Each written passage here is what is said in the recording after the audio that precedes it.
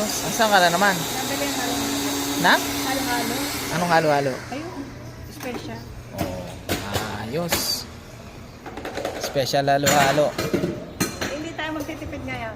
Oh. Kasi pag nagtitipid, sa bahay lang maghalo-halo. Oh, order ko ay ube special. Ayan, guys. Ano order mo? Corniema? Oo, konyo. Oh, ayan, oh. Try natin yung gawa ng iba. Yan, homemade kay ate. Ano po ng ano nyo? Sugar Rush. Sugar Rush. Oh, dito lang yan, dito lang ho yan. Sa Regina, sa Victoria Mall.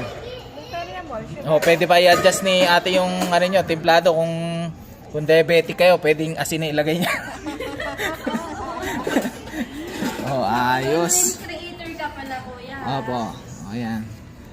Oh, ano nyo siya, dalawin nyo siya dito. Okay. Oh, hi lang kayo kay ate. Ayos, oh, tingnan nyo. Punong-puno, oh, saan ka pa? Paano mo kakain? Ano tayo? Oh, yan. Ayos, oh, may ice cream pa. Oh. Sabi mo, bubble tea lang bibilihin mo, napahalo-halo. Nakita ko, sabi ko Pilipino. Siyempre, dapat susuporta natin mga kababayan natin. Ayos. Siya ate, makikita mo na lang tong post na to sa Kapitayo. At saka, i-review mo, kuya. Ha? I-review mo. Oo, siyempre. Okay. Ayos.